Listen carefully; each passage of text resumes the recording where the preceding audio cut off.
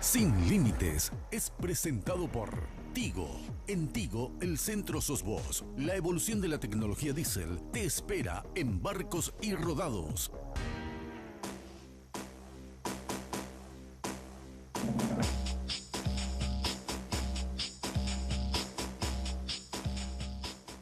¿Qué tal, amigos? ¿Cómo están? Muy buenas noches. Después vamos a hablar del cambio de tiempo. Carlos Gómez, ¿cómo te va? Súper, 16 de julio, un domingo más, compartiendo con toda la audiencia de Red Guaraní. Esto es Sin Límites y vamos hasta las 23 con temas demasiado importantes que compartir con nuestra mayoritaria audiencia que domingo tras domingo nos acompaña, Enrique Vargas Peña. Sí, señor. Agradecer, como todos los domingos, a Perry Ellis. Vos sabés que encontrás estos y otros looks para afrontar este fresquete que se llegó el fin de semana y que va a continuar por lo menos por unas 2 semanas, según la proyección que hace la Dirección de Meteorología. No sé si nos animamos a tanto, pero mira, este es el popular, ropa de media estación. O sea, Claro. o sea, viste que tuvimos una semana muy cálida y vos estás con el pullovercito y todo eso y todo bien, ¿verdad? Para adelante. Recordándote que podés encontrar estas prendas y otras, porque podés armar tu look Perry Ellis en el segundo nivel del Shopping del Sol. Y por supuesto, como todos los domingos, agradeciendo a nuestros grandes amigos de Tigo. Vos sabés que en Tigo el centro sos vos y por cada 10.000 guaraníes que vos hagas de minicarga tenés sorpresas, mira, increíbles. Así que mientras más cargas, más posibilidades tenés de acceder a estas sorpresas que te ofrece la mejor compañía del país. Y no te olvides que cada mini carga viene también con paquetes para que vos puedas utilizar WhatsApp sin consumir tus megas. Así que es solo cuestión de que te organices y te sumes a la compañía más grande del país. Por supuesto, toda la producción se comunica contigo en Tigo, el centro Softwares. Bueno, Carlos, esta semana, antes de entrar en nuestros temas, Sí. pasaron millones de cosas. Creo A nivel que internacional hay noticias muy grosas. grosso de todo punto de vista, Paraguay y en el mundo, estimados amigos, y nosotros queremos hacer un rapidísimo repaso a estos acontecimientos. No sé por dónde empiezo. Podés empezar a nivel internacional porque hay dos noticias que están recorriendo el mundo. Esta semana, estimados amigos, creo que el lunes o martes, no me acuerdo el día, fue condenado Luis Ignacio Lula da Silva a 9 años, 6 meses de prisión. Y el jueves fue condenado, pero ya metido a la cárcel, no condenado, perdón, le dieron prisión preventiva 1 año y 6 meses a Ollanta Humala, expresidente de Perú. ¿Cuál es el conector entre los dos casos? Sí. Los dos casos están conectados, estimados amigos, por una empresa que se llama Odebrecht. La popular Odebrecht de la que tanto hablamos, ¿verdad? Y que quiso venir también que a Horacio Paraguay. Cartes la quería traer al Paraguay a full. Sí. Entonces, para redondear el tema, si ustedes quieren entender por qué Lula está condenado a 9 años de cárcel y 6 meses, y Ollanta Humala, prisión preventiva, ya están en la cárcel, su señora y él, los dos, ya están en Tacumbú de Lima. Es financiamiento político en negro, estimados amigos. Horacio querido, financiamiento político en negro, los dos están en la cárcel. Bueno, Así pero que, ahí tenemos que decir que los organismos en Perú funcionan. bueno, el fiscal peruano no es Javier Díaz Verón, Claro, eso es eso es categórico. categórico. Eso no. Las instituciones responden ante la demanda ciudadana y bueno, es por eso que se pueden tener sentencias así tan categóricas, ¿verdad? O el Definitivo. procesamiento de una figura política importante. Categórico. Bueno, y también, ya mencionaste lo de Lula da Silva, Sí, ¿verdad? sí, sí. Correcto. Ahora vamos al plano nacional porque hay cuestiones también que ocurrieron en la semana que nos gustaría mencionar. Y vamos a iniciar con esto porque es categórico la guerra de encuestas que ya se ha No sé si lanzado. es guerra, ¿eh? No sé si es guerra. No, porque yo estoy seguro que el oficialismo, en este caso Horacio Cartes y todo su poder económico, va a lanzar otra encuesta para tratar de revertir estos resultados que fueron totalmente negativos para su candidato, Se publicaron Santiago Peña. Sí, se publicaron 2 encuestas esta semana, Carlos, la de Francisco Capri en ABC y en 5 días se publicó la de Ati Snit. Tenemos imágenes de apoyo, ¿verdad? Entonces vamos pasando. Ambas encuestas son muy negativas para el cartismo. Sí. Yo me voy a centrar un ratito en la encuesta de Capri, simplemente porque me parece que es la que tuvo un poco más de impacto. Bueno, convengamos que el medio tiene más impacto. Carlos, los 3 candidatos del cartismo, Santi Peña, Carlos Mateo y Esperanza Martínez, juntos, 20% de los votos. Los 3 juntos sumados. Yo estaba hablando el viernes con Francisco Capri en mi programa en redes y Capri me decía, no es un mal resultado para Santi considerando el poco tiempo que él tuvo, ¿verdad? pero sí es un llamado de atención acerca de que el asunto no, No prende. no arranca. No prende. Y es lo que estábamos especulando ya también aquí en Sin Límites con algunos senadores. La posibilidad de que, atendiendo estos resultados, Horacio Cartes analice la situación de Santiago Peña como candidato y finalmente termine eligiendo a otra persona. Pedro Aliana. No sé si eso se va a cumplir, porque Yo- Pedro yo- Aliana tiene menos arrastre, yo creo, que Santi Peña. Entonces está un poco complicada la Son tal situación. para cual te diré. Te comento, así rápido, Ferreiro, estamos hablando del intendente de Asunción, intención de votos, 29,9%.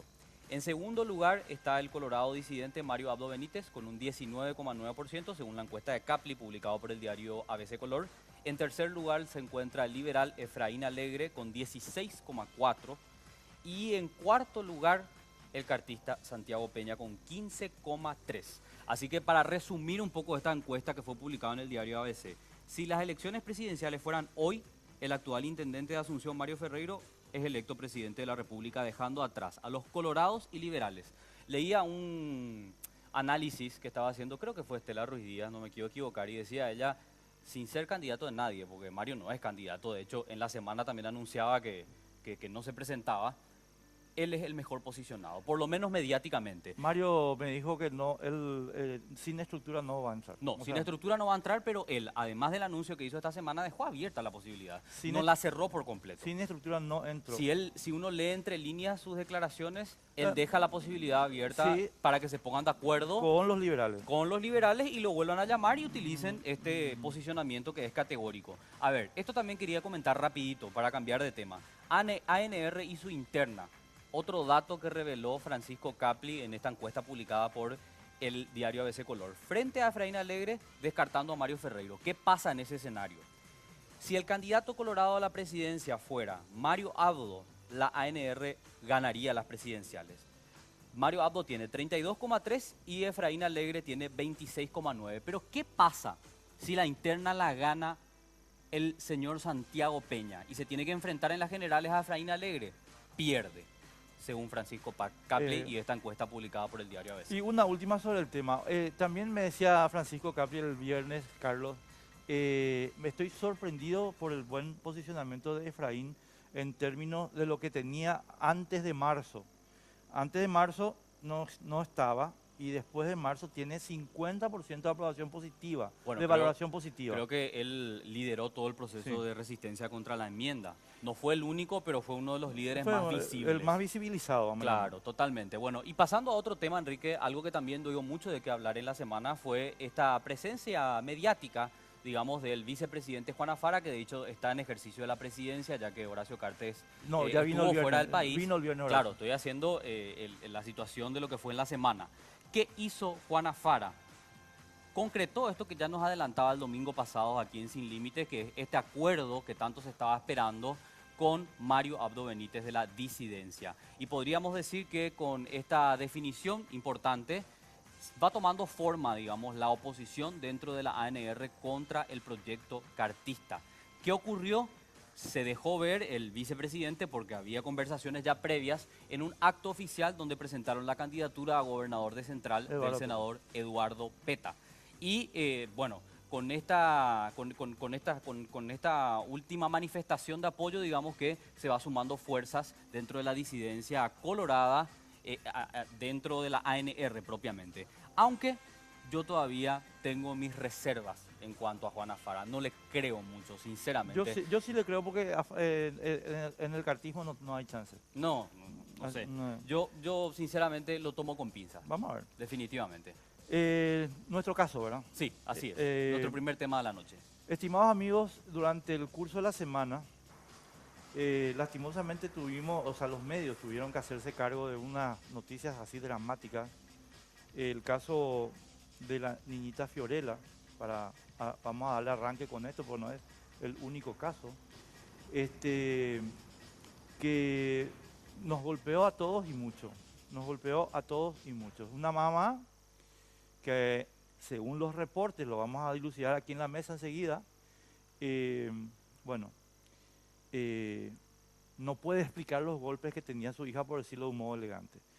Este tema va a ser nuestro pie para abordar una problemática mucho más grande, estimados amigos, que es la violencia de padres sobre hijos. Así es. ¿Ok? Y de hecho que hay unos datos revelados por UNICEF que son realmente catastróficos para nuestro país. 6 de cada 10 niños en Paraguay sufren violencia por parte de papá, mamá o algún familiar que está a cargo de este menor de edad. Son datos realmente escalofriantes y lo que queremos evaluar esta noche como el primer tema en Sin Límites es qué hay de las políticas públicas y la respuesta previa a una situación que en realidad tendría que evitarse y erradicarse definitivamente. Así que ya presentamos a nuestros invitados, Enrique. Verónica Argüello, Secretaría de la Niñez, ¿cómo te va?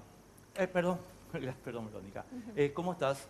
Muy bien, muy buenas ¿Cuál es tu noches. cargo en Muchas la gracias Secretaría? por la invitación. Directora a cargo de la Dirección de Desarrollo Institucional del Sistema. Un poco nuestra instancia es la instancia técnica que se encarga de promover la instalación del Sistema Nacional de Protección y Promoción de los Derechos de Niños, Niñas y Adolescentes. Y en ese sentido trabajamos de manera articulada con las gobernaciones y las municipalidades. O sea, CODENI. CODENI es el brazo operativo del sistema, pero por encima tenemos a otras instancias muy importantes como son los consejos de niñez y adolescencia, que en realidad ahí son las instancias donde se elaboran y se implementan las políticas públicas en materia de niñez. Bueno, y en un ratito vamos a hablar también y nos vas a contar qué presupuesto tiene estos consejos, ¿verdad? Porque eso es demasiado importante para atender esta problemática a nivel país. También nos acompaña en esta parte de la mesa Betina Obando de la Defensoría de la Niñez. Betina, ¿cómo estás? Buenas noches. Buenas noches, Alberto. Buenas noches, Carlos. Buenas noches a toda la teleaudiencia. Gracias por la invitación, sobre todo por teniendo en cuenta que es un tema bastante complejo y sensible que afecta no solamente a esas familias que están pasando por estas situaciones, sino también a todos los ciudadanos, a todos como sociedad que somos, porque evidentemente algo está pasando en la sociedad que cada vez, no digo que antes no existía, siempre existía. ¿Cuál es tu marco de acción? Bueno, trabajo en consultorio privado, trabajo con adolescentes y con niños precisamente, la mayor parte de mi tiempo, bueno, y trabajando en intervención en crisis, intervención en primer, segundo, tercer grado, de aquellos niños que han tenido experiencias de abuso, depresión y muchísimos tipos de violencia contra los niños. Estoy trabajando el día prácticamente completo con ellos. O sea, digamos, vos administrás, digamos, lo que son las consecuencias de la violencia. Sí, exactamente. Y hago prevención primaria con los padres, en charlas, en colegios. Perdón por la curiosidad, te interrumpo ahí un poquito. Perdón por la curiosidad. ¿Cómo prevención primaria? O sea, el papá, vos ya sabés que el papá le va a pegar. No, por supuesto que no. Si pudiéramos saber eso sería estupendo, ¿verdad? Prevención primaria son aquellas experiencias que uno provee anticipándose a los eventos. Por ejemplo, sabemos que una comunidad tiene índice de drogadicción.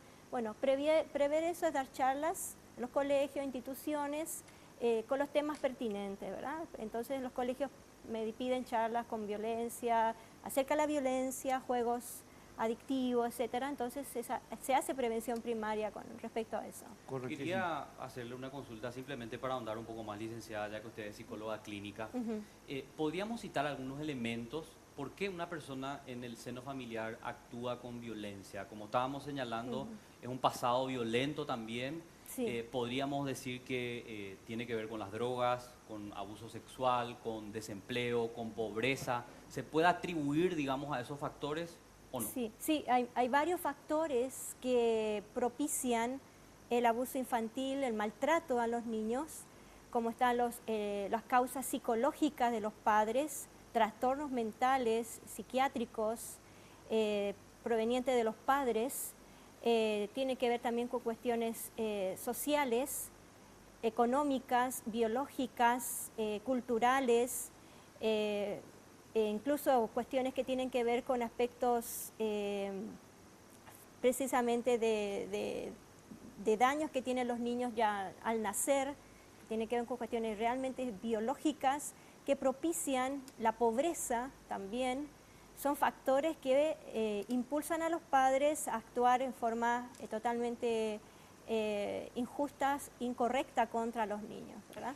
Bettina, yo quiero abordar un poco porque tomando lo que estaba diciendo Margarita, aquí a mí me preocupa un aspecto, porque yo no descarto nada de lo que vos estás señalando sobre eventuales impactos de drogadicción, violencia, Sí. desequilibrios emocionales, etcétera. Ujú. Pero a mí me preocupa, a ver, voy a entrar en el caso de Fiorella concretamente, ¿verdad? Vamos a trabajar, por favor les pido que trabajemos Sí. en este programa sobre la hipótesis mediática, porque prácticamente se puede comprobar después que lo que decía la mamá, que se le cayó la tele, y eso a lo mejor es verdad, yo no estoy descartando, pero trabajemos sobre la hipótesis mediática. Una madre que ejerce violencia sobre su hija, ¿verdad? Pero, ¿dónde se pone el límite desde el punto de vista de la Defensoría Pública entre, disculpen, me voy a usar una palabra que a lo mejor no es correcta, ¿verdad? Entre la corrección y el castigo, y entre el castigo y el abuso? O sea, ¿cómo discierne Defensoría Pública decir, bueno, en el caso de Fiorella, evidentemente abuso exceso. produjo Mal. muerte, ¿verdad? Pero supongamos que no sea un caso de muerte, supongamos que sea un caso de moretones. ¿Cómo haces vos para decir, bueno, no, este fue un abuso, esta es una corrección, este es un castigo?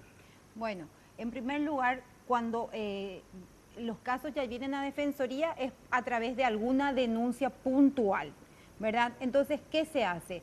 Nosotros, en primer lugar, el espíritu de lo que es el ámbito de familia siempre es tratar de restablecer los vínculos de esa familia, ¿verdad?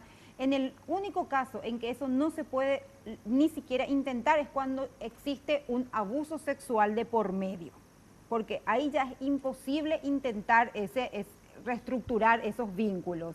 Ahora bien, cuando vos decís eso, que realmente nuestra gente, hay veces que viene y te dice, doctora, yo no le maltrato a mi hijo, yo le corregí, ¿verdad? Entonces vos le decís, porque a veces te denuncian el vecino, dice, le grita a su hijo, le dice palabras como denigrante o le zarandea. Entonces vos ahí decís, ¿de qué a mí me sirve derivar esto a lo penal si a esta niña yo ahí no le voy a estar ayudando?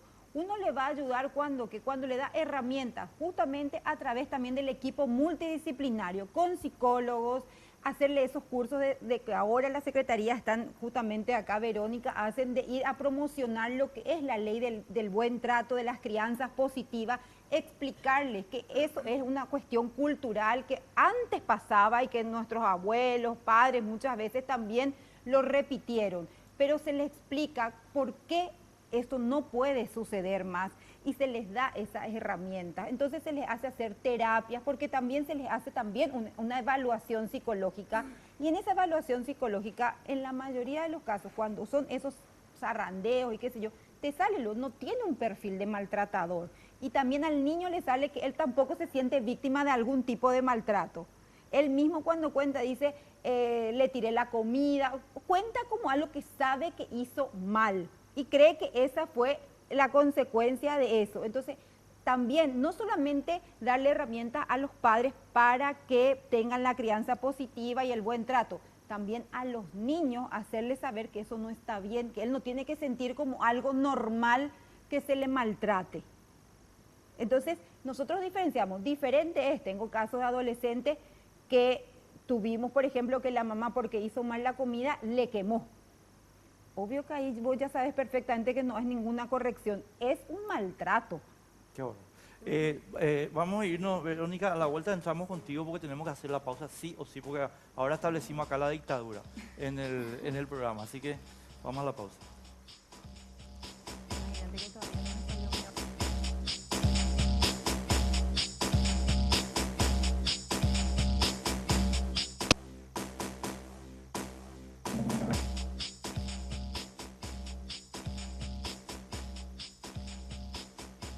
Continuamos, estás viendo Sin Límites por las pantallas de Red Guaraní y en un ratito seguimos debatiendo sobre violencia en niños y adolescentes. Antes, recordarte que vos podés formar parte del debate utilizando nuestras cuentas de redes sociales. Estamos en Facebook y en Twitter, ahí te están saliendo las direcciones. La fanpage Sin Límites y nuestra cuenta oficial en Twitter, @sinlímites_RG.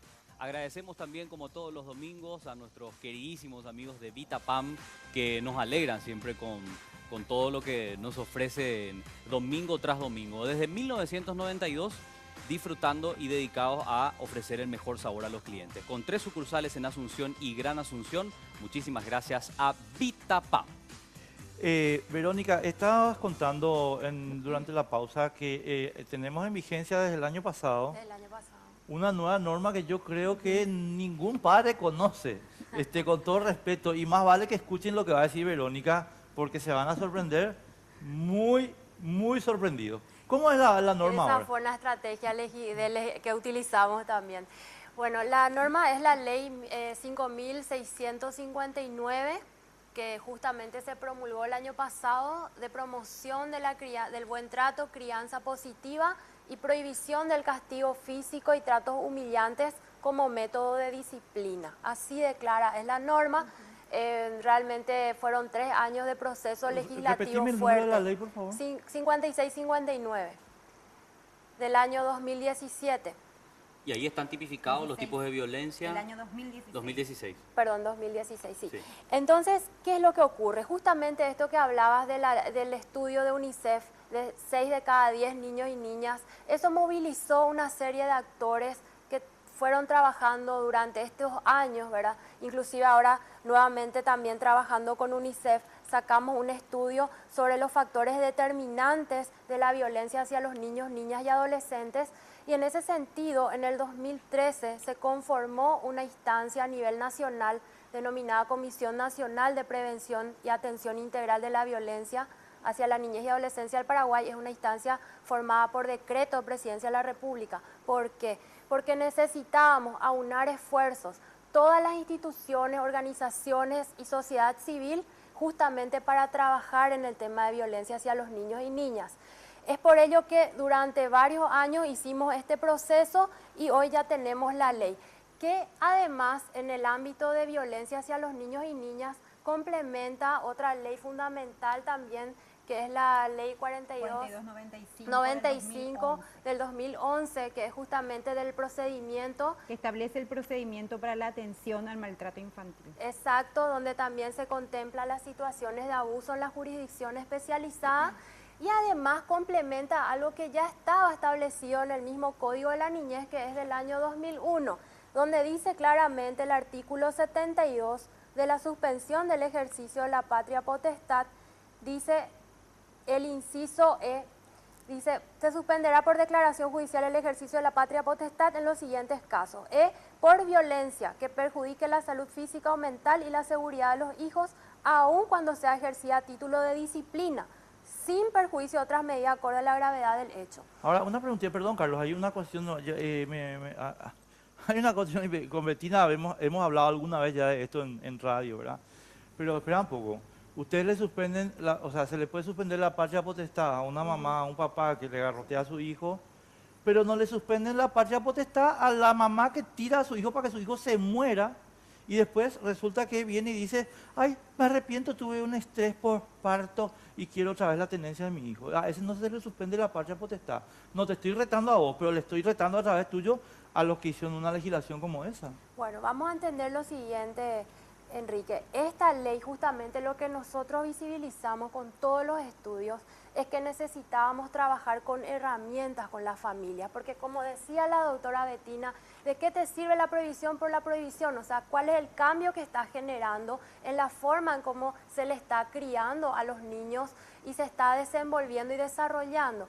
Entonces, esta ley lo que busca justamente es promover estos estereotipos de disciplina positiva, y nosotros desde la Secretaría de la Niñez ya venimos avanzando en algunos departamentos justamente con talleres, con padres, madres, ya algunos funcionarios del Ministerio de Educación, Salud, etcétera, trabajando en una metodología muy interesante que consideramos sí puede generar ese cambio que estamos esperando. Hay muchas mamás, muchos papás que te dicen, inclusive se sienten mal cuando después de pegarle a su hijo, y dicen no quería hacer, pero no sabía cómo, qué podía hacer. Entonces, a través de esto lo que buscamos es dar herramientas para que la crianza se desarrolle de manera positiva, sin violencia. Licenciada Flores, ¿cómo es el tema? Porque ahí hay una situación un poco complicada de abordar. Sí. Muchos padres, yo me imagino que tuviste la oportunidad de atender, te dicen, yo le corregí a mi hijo porque hizo una travesura, porque incumplió una norma establecida en el hogar, y sí, le pegué, pero eso no significa que yo sea una persona violenta ni que lo quiera dañar, lo educo de esa manera. Y de hecho muchos hacen referencia incluso a la Biblia, diciendo que el que quiera al hijo lo tiene que educar con una vara. Proverbios 13. Correcto. Entonces, Proverbios 13, 13. ¿Cómo hacemos eso para entender también la perspectiva de los padres? Yo entiendo la legislación, creo que está clarísima. Sí. Pero ¿cómo hacemos para entender la perspectiva de los padres también? La violencia contra los niños es algo cultural que no tan solo es de ahora. O sea, no podemos decir que la sociedad, aparte de ser una sociedad violenta que tenemos actualmente, la violencia contra los niños siempre ha sido desde que el hombre existe dentro de la tierra, ¿verdad? Entonces ahora se ha puesto a luz con mayor claridad porque se han hecho estudios psicológicos, sociológicos respecto a todo esto. Claro, de hecho el impacto psicológico para los niños es lapidario. O sea, estamos hablando de un daño a veces irreparable en la estructura mental, de formación, de desarrollo de la personalidad de un niño. Yo creo que hay que tener en cuenta también acá lo que llamamos en psicopatología, cuando es repetitivo. Es decir, un padre le lastimó a un niño, le golpeó a un niño ocasionalmente, ¿verdad? Fue una situación. Pero cuando la situación es constante, estamos hablando de una persona que tiene una patología mental de abuso porque posiblemente fue también víctima de abuso en la infancia. Entonces, como son culturales, se repiten estas mismas maneras de educar a los hijos, lastimosamente, y llevan a estos estados. Entonces, ¿qué tenemos que hacer? Es lo que decía Verónica, las leyes, qué bueno que están, pero necesitamos hacer prevención primaria, y lo hago con mis adolescentes. Le digo a los adolescentes, le lanzo la pregunta, Enrique, le digo,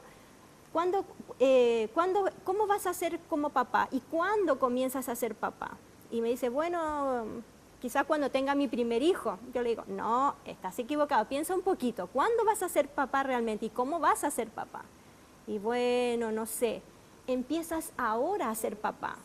Cuando te alejas de la droga y tus espermatozoides no van a estar viciados de alcohol, de droga, y por lo tanto tus niños van a tener una genética excelente, haciendo ejercicio, cuidándote, cuidando lo que lees, lo que estudias, con quién estás. Ahí comienzas a ser padre, eso es prevención primaria. Si nosotros le enseñamos a nuestros niños, a nuestros adolescentes, a nuestros jóvenes ahora, cómo cuidar lo que amamos, no vamos a llegar a esto que vemos con Fiorella, a este tipo de daños tan irreparables de la vida de una criatura, o el daño psicológico, porque el daño psicológico silencioso a veces no se cura. No sé, claro, pero convengamos, doctora Obando, que es un proceso de construcción, como bien decía la licenciada Flores, y uno no conoce otra manera de educar o de corregir que es la que recibió en el hogar. Entonces los padres te dicen, ahora resulta que ya no puedo pegar a mis hijos para educarlos. Y ahí está lo que venimos hablando constantemente en todos los medios, e inclusive cuando tenemos las reuniones de las mesas interinstitucionales. Muchas veces la respuesta de la violencia no es la judicial. La respuesta a estas cosas es la prevención y la educación. Pero Bettina, perdóname, voy a ahondar un poquito en la pregunta de Carlos. Sí. A mí me pegaron cuando era chico. A mí también. Me pegaron, pero así Y con yo cable, también, y yo también a mi hija le corregí. Bueno, le Así, pegaste también. O sea, entonces, pero vos ya sabés que no podés seguir haciendo eso. No, ya porque no, ella puede pues, hacer le la estaba denuncia. diciendo a Bettina fuera del micrófono, por suerte Sofi ya tiene 19, ¿verdad? O sea, ya me pega ella. Pero no, quiero ahondar en la pregunta de Carlos, porque acá justamente mientras vos estabas hablando, Margarita, yo traje una cuestión que te Hay una agradezco. construcción cultural. Sí, que te agradezco mucho que lo hayas mencionado, pero después me tienen que ustedes explicar cómo resuelven el tema con la iglesia. Proverbios 13:24, el que escatima la vara odia a su hijo. Sí. Proverbios 29:15, la vara y la represión dan sabiduría. Después me estaban diciendo el jueves, no sé qué, el libro de los proverbios es maravilloso. Mira un poco, che. Entonces, cuando vos estás diciéndole en la ley ya no prohibido. puede usar la vara, ustedes le están diciendo Sí. a la iglesia, chicos, esto Sí. está equivocado. Pero por eso es que no se No. puede legislar con la Biblia en la mano. Yo estoy de acuerdo contigo, lo que quiero saber es cómo el sector público Hay una paraguayo respuesta. resuelve. Hay una respuesta. A ver, quiero escuchar.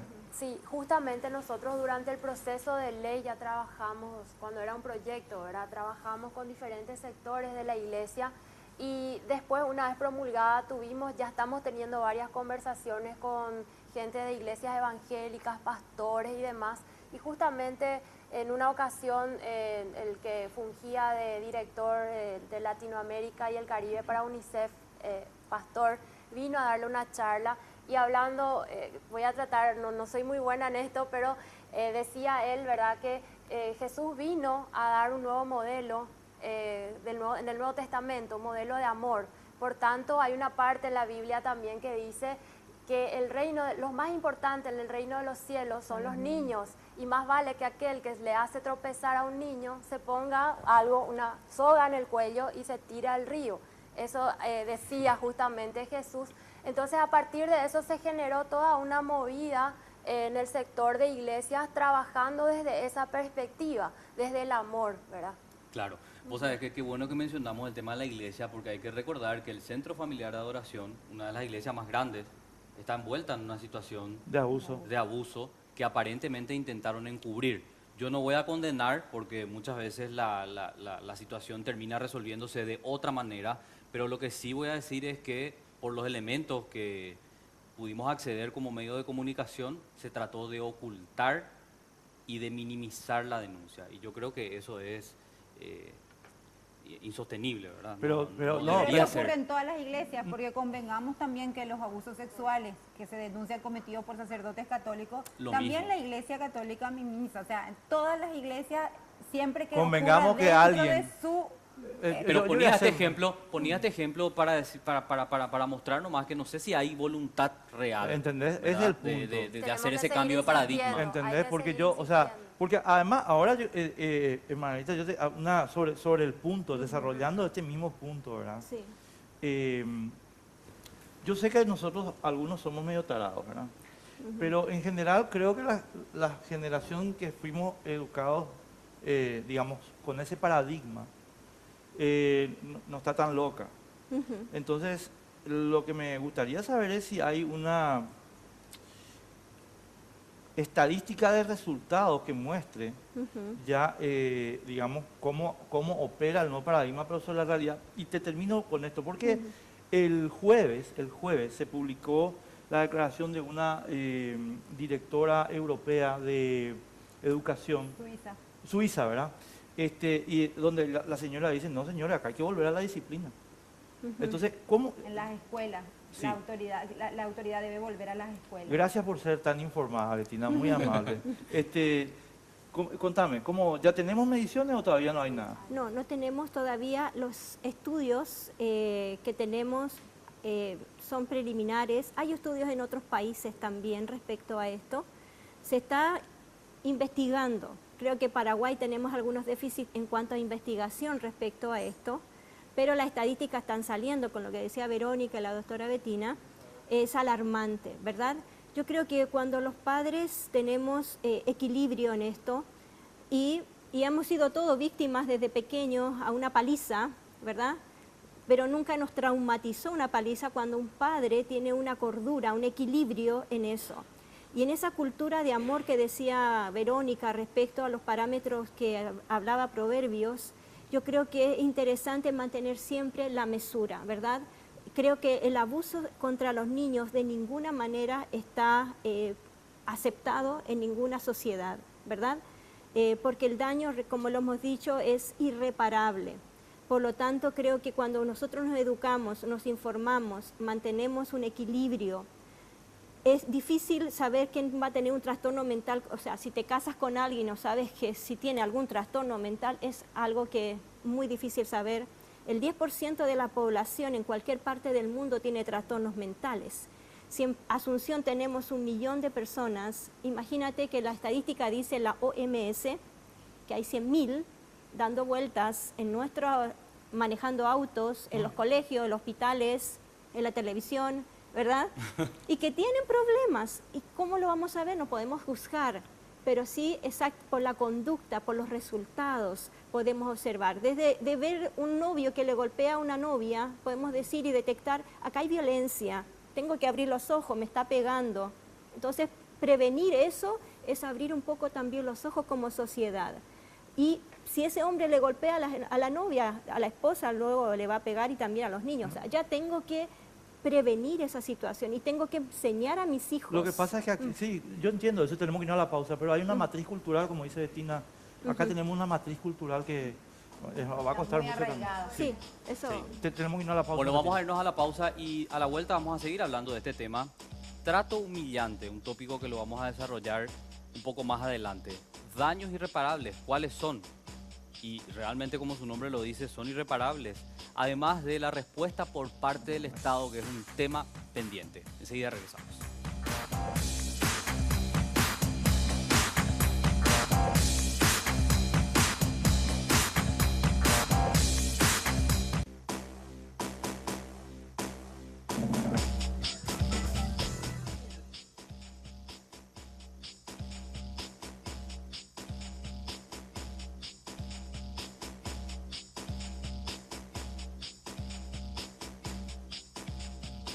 Vitalis es un centro de bienestar masculino, ubicado en el eje corporativo de la ciudad de Asunción. Te proponemos disfrutar de nuestros servicios de masajes terapéuticos, estéticos, deportivos, tratamientos corporales y faciales, circuito termal con sauna húmedo y seco, piscina, zona de relax climatizada y al aire libre.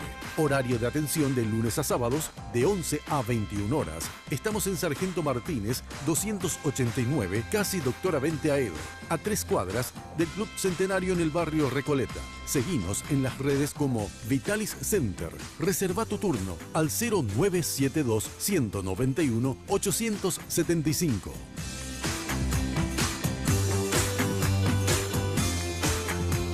Muchas gracias a Vitalis, que se suma de esta manera también al gran equipo de Sin Límites. Y ya sabemos que Enrique va a ir a generar una especie de desconexión del mundo diario, ¿verdad? Sí, Vitalis totalmente. Center. Exactamente. Muchísimas gracias. Bueno, vamos a continuar con esto. Y lo que planteamos fue algo que a mí me gustaría poder ahondar, porque ya no nos queda mucho tiempo. Respuesta por parte del Estado. El Código de la Niñez y la Adolescencia establece claramente cuáles son los niveles. Estábamos hablando de los consejos de la niñez y la adolescencia que funcionan en teoría en los municipios y en las gobernaciones. Hablamos de CODENI también, que se conoce, digamos, popularmente. Pero la pregunta es, ¿cuál es la respuesta por parte del Estado? ¿Cuál es el presupuesto que cuenta el Estado? ¿Y qué hace? ¿Cuál es la competencia de la Secretaría de la Niñez y la Adolescencia? La Secretaría de la Niñez y Adolescencia es la instancia articuladora de toda esta estructura que se conoce como Sistema Nacional de Protección y Promoción Integral. Esto está establecido claramente en la Ley 1680 del año 2001, que es el Código de la Niñez y Adolescencia. Y establece claramente que este sistema es la instancia para justamente elaborar e implementar las políticas públicas en materia de niñez y adolescencia. Y establece unas instancias, un nivel nacional, un Consejo Nacional de Niñez, donde estamos todas las instituciones, consejos departamentales de niñez, consejos municipales de niñez y finalmente el brazo operativo del sistema, que es la CODENI, que se articula con el otro brazo también importante, que es la jurisdicción especializada, en donde están los defensores de niñez, fiscalía de niñez y los juzgados de niñez y adolescencia y tribunales. O sea, son instancias que complementan las acciones en todas las situaciones, pero el tema de la implementación de las políticas públicas en nuestro país sigue siendo un desafío, si bien avanzamos mucho en la elaboración de estas políticas para cada uno de los temas. Marco normativo tenemos, digamos. Marco Ahora, ¿cómo normativo, se implementa el tema? políticas públicas también, planes, programas, proyectos tenemos.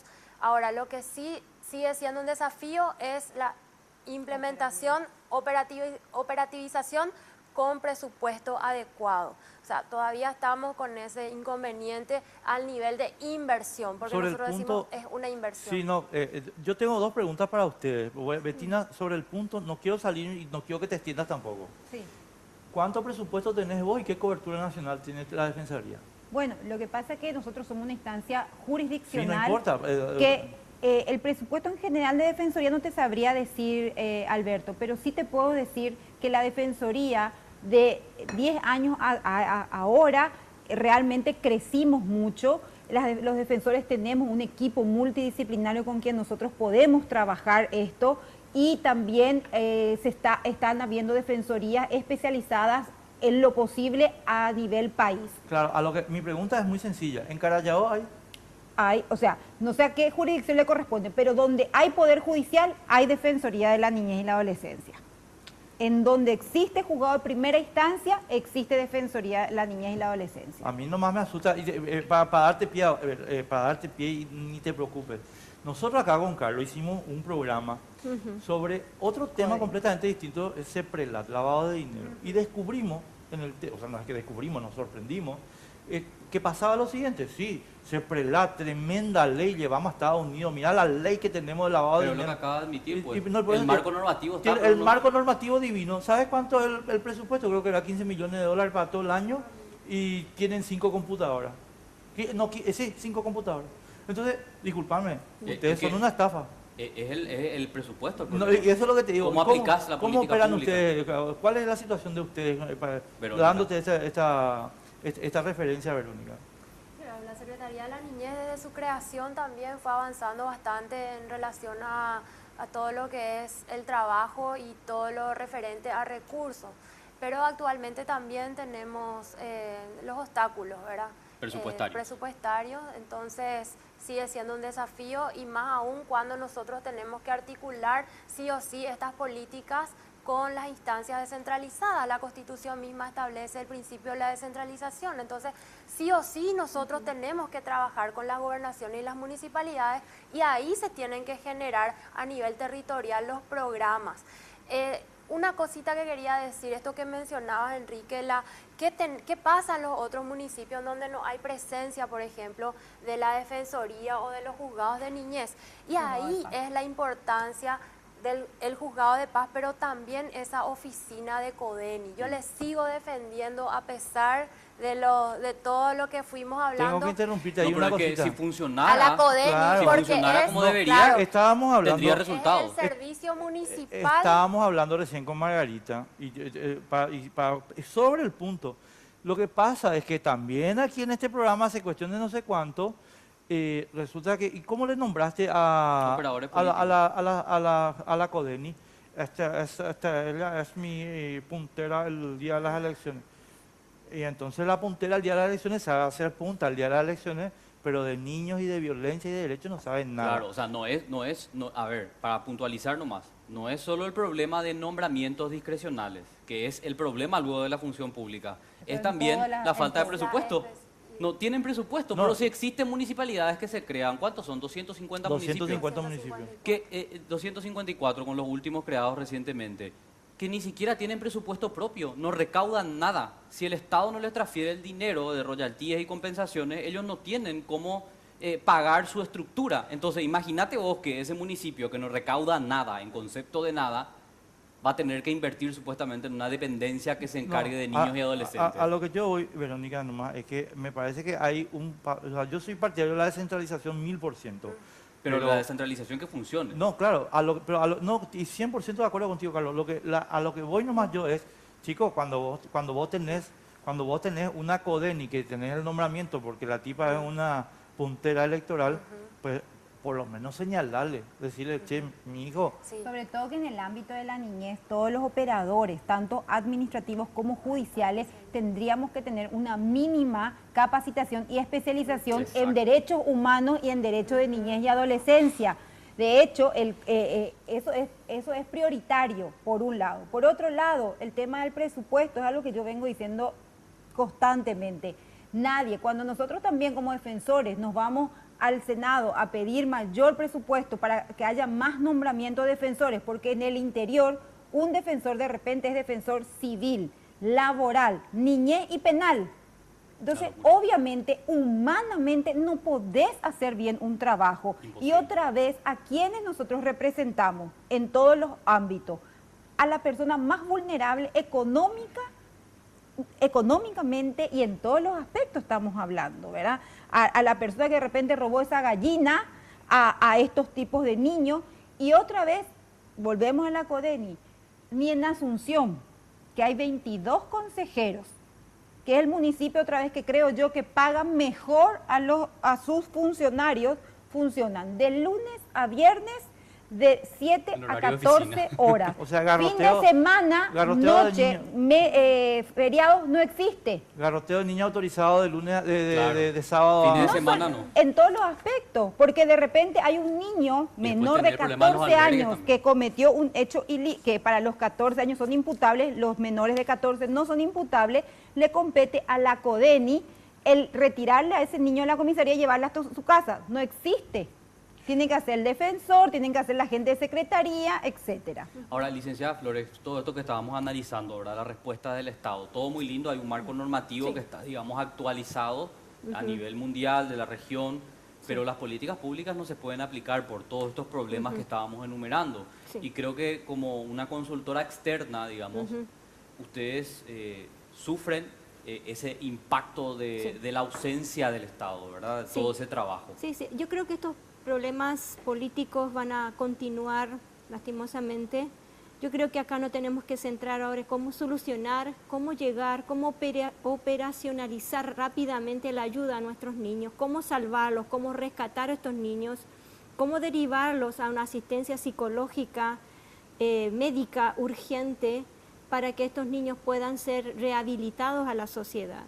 Yo creo que las organizaciones humanitarias, ONGs, que tienen un espíritu distinto de poder servir a la comunidad, son las que tienen que accionar. Las iglesias que están en apoyo, en cubrir a los niños, que están dando alimentos, que están invirtiendo. Hay muchas organizaciones que están trabajando en función de rescatar a los niños. Y creo que si nos discutimos demasiado con estas situaciones que tienen que ver con el gobierno, vamos a perder un montón de tiempo tratando de solucionar cosas mientras los niños están sufriendo. Te pido, tenemos que cerrar y les voy a pedir una Yo después pequeña... quería puntualizar Sí. el tema de los daños. Sí, ahora quiero, mira, yo sé que salgo un poquito de tema, pero ¿hay alguna explicación psicológica para el caso de la mamá de Fiorella? Sí, hay soluciones, hay atenciones, creo que la señora tiene apoyo psicológico para esto, para una rehabilitación. Pero por lo general, cuando hay una persona con violencia, sí hay causas, evidentemente causas familiares de por qué adquirió un comportamiento violento y sí se puede solucionar, pueden cambiar, pueden Pero tener... Fiorella ya no puede solucionar. No, justamente, eso es lo que tenemos que hacer, prevención primaria. Antes, las ¿De qué nos sirve consecuencias, después, verdad? claro, no, eso es una pérdida irreparable, una pequeña hermosa que se nos fue, ¿verdad?, de las manos. Claro. Y yo creo que si nosotros podemos actuar como comunidad, como le decía Enrique, si nosotros pudiéramos trabajar juntos y dejarnos de cuestiones ideológicas, partidarias, rescatar a nuestra niñez paraguaya, rescatar a nuestros niños, nuestros adolescentes, invertir tiempo los padres con los niños, dejar de darle cosas costosas como celulares que no son necesarios, educar, estar con ellos, jugar con ellos, invertir tiempo, porque hay también negligencia con los padres cuando les llenan de cosas, de aparatos tecnológicos y los niños están descuidados. Eso también es abuso, eso también es maltrato y creo que tenemos que ser coherentes para que nuestra sociedad pueda salir adelante y podamos tener una sociedad menos violenta. Por último, una situación que vemos a diario, el silencio. El silencio que retumba, digamos, hablando gráficamente, porque hay una relación de dependencia. ¿Cómo un niño decide denunciar al padre o a la madre que lo maltrata, o al tío o al abuelo? Porque hay situaciones donde no necesariamente están involucrados papá o mamá, sino Sí, algún otro los cuidadores, familiar. por ejemplo. ¿Cómo si existe una relación de dependencia? ¿Quién formula la denuncia? Estábamos hablando de los casos donde los vecinos. La escuela digo, también. La escuela también, que La tiene que escuela. tratar de detectar. Detectar. Realmente situaciones, la ¿no? mayoría de las denuncias que llegan hasta la instancia jurisdiccional son denuncias hechas por los propios niños, niñas o adolescentes en el ámbito educativo. Van a la escuela a contarle al profesor. A un profesor o algún compañerito y ese compañerito cuenta al profesor. Y El otro porcentaje de los que llegan son las propias madres, las que vienen a denunciar el maltrato infantil con respecto ya sea la pareja o el padre de los hijos. Pero acá, Betina, perdón, una cosita, ya tenemos que irnos, pero fíjate vos cómo están operando los vecinos más que los padres. Totalmente, pero ahí también pasa por una cosa, Alberto, el tema económico. No, no es que la mamá de repente no quiera denunciar o conteste con esta situación. Pasa porque ese agresor es el único que aporta en la casa. En la Y relación de ella dependencia. no tiene otro medio de ingresos económicos a la familia. Entonces, ese miedo a qué le da de comer es lo que le hace callar. No que tenga ella una anuencia y esté complaciente con ese silencio. Hay Pero tantos justamente esa es la entretelones, prevención ¿verdad? primaria, Familiares. Betina, cuando nosotros empoderamos a los mujer. padres y a la Sobre todo mujer, porque a la Paraguay mujer. es un país en la mayoría matriarcal. Exactamente, y podemos O sea, no. darle las herramientas emocionales para poder sobreponerse en eso y salvar a los niños, porque el adulto que ya está con una patología, hablamos de patología, Sí. una psicopatología, lastimosamente no se puede intervenir, pero podemos salvar a nuestros niños. Entonces, si esa madre tiene esa información y tenemos los recursos, como decía Carlos, podemos hacer algo y Pero no podemos quedarnos callados. Por los años que tengo acá y el hablar con gente hace 23 años, esa ayuda psicológica evidentemente es muy importante. Claro. Pero si no va acompañada de una ayuda económica, vos podés estar muy fortalecida emocional, psicológicamente, pero eso no te da de comer. Claro. Entonces pero es difícil que igual haga una denuncia. Al tener un apoyo psicológico va a tener también la fortaleza para decir, bueno, voy a conseguir un trabajo, voy a generar algunos recursos. Es decir, va a tener una autoestima tan alta para decir, yo no merezco que mis hijos vean esta violencia y los rescato. Entonces empieza a generar algún tipo de trabajo que le va a sacar del estado en Yo que soy estaba. una convencida Chicas, de la prevención, chicas. pero también soy una convencida que tiene que ir al lado el tema económico, Ujú. porque si no, no hay. Chicas, lo siento mucho. Tiempo. Tenemos que irnos. Muchísimas gracias. Gracias, Maestra, Verónica, la Verónica licenciada Betina, Flores. muy amable. Gracias a ustedes. A la doctora No se me Obando. engripen al salir, tengan cuidado. Está haciendo bastante Que está frío. nevando, que está nevando. Bueno, y a la vuelta de la pausa quiero adelantarles así rápido que vamos a hablar de lo que denuncia Efraín Alegre al nivel interno de su partido, un nuevo golpe del cartismo en el proceso de conformación fraudulento, dice Efraín Alegre, de un tribunal electoral independiente paralelo al instalado dentro del PLRA. Así que quédense que vamos a hablar con los protagonistas de este nuevo caos institucional propiciado por el Tribunal Superior de Justicia Electoral y padrinado por el cartismo. Estamos de vuelta.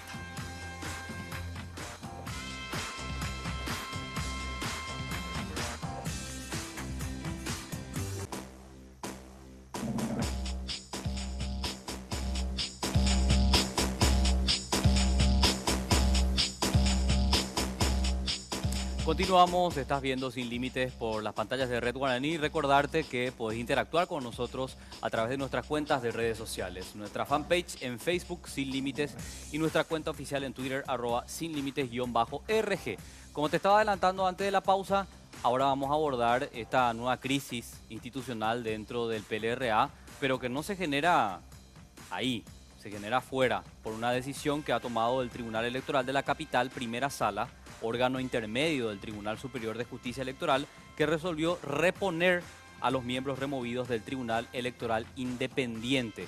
Ya Efraín Alegre ha dicho que este es un nuevo golpe del cartismo para tratar de infiltrarse a como de lugar dentro del Partido Liberal Radical Auténtico y de esta forma deslegitimar el proceso interno partidario de este partido, digamos, que le hizo frente en todo este tiempo ante el avasallamiento institucional planteado por el cartismo. Y para eso, ¿quiénes nos acompañan, Enrique? Sí, señor. Y les voy a agregar una cuestión. Está Rubén Ocampos, que es apoderado, ¿verdad? Yo soy apoderado, del partido. ¿Qué tal, Rubén? Gracias por estar con nosotros. Bien, Enrique, muchas gracias. Buenas noches a Y todos. antes de seguir, Sí, perdón, sí, con la presentación de Cristian y Efren, señores, acá invitamos a los llanistas también. Sí. Hace- ¿Estaban confirmados? Estaban confirmados y avisaron que tenían un viaje, no sé, a Villarrica, creo. a última hora. Pero no O sea, podían enviar a ni uno, por lo menos. no acá sé. sí se les invitó, quiero dejar constancia, porque cuando vean las mesas están todos están todos oficiales del partido, digamos, pero el sector llanista no está. Claro, yo creo que van a argumentar lo mismo cuando plantearon la acción, que no es una integración plural, Bueno. porque no están ellos. Así Pero en mismo. realidad pasó lo mismo que nos van a explicar ya aquí también nuestros otros invitados. No se presentaron, lo mismo que ocurrió en el momento de conformación del Tribunal Electoral Independiente, que hoy plantean desconocer desde el equipo joven. Efren Silva, ¿vos sos apoderado o...? Apoderado también, ¿verdad? Así es. Pero miembro del TEI, ¿verdad? ¿O no? No. ¿No? Apoderado nacional del partido. Ah. Muy bien. Y por último, Cristian González, que creo que tomó notoriedad pública. Rubén siempre sale en las cuestiones políticas, ¿verdad? Pero Cristian tomó notoriedad en el caso ahora de Steven y compañía. Antes también cuando le dijeron que era uno de los violentos, ¿te acuerdas? Que filtraron su foto con Sí, la... con No, un que- arma que- en la que tenía mano. una mano. Sí, era su llave había sido. Vos, tenía nomás for... ¿Qué tal, Cristian? ¿Cómo te va? ¿Cómo estás, Enrique, Carlos? Una noche fría, pero estamos prestos aquí un poco para debatir y sobre todo a mí me gusta lo que dijo Carlos. Esta nueva crisis no se genera dentro del partido o la institución partidaria. Esta crisis se genera por la intromisión directa de la justicia electoral en la autonomía del Partido Liberal Radical Auténtico. Y como las informaciones que nosotros tenemos, operaron inclusive desde el Tribunal Superior de Justicia Electoral con conocidos senadores acostumbrados ya ¿Puedes dar nombre?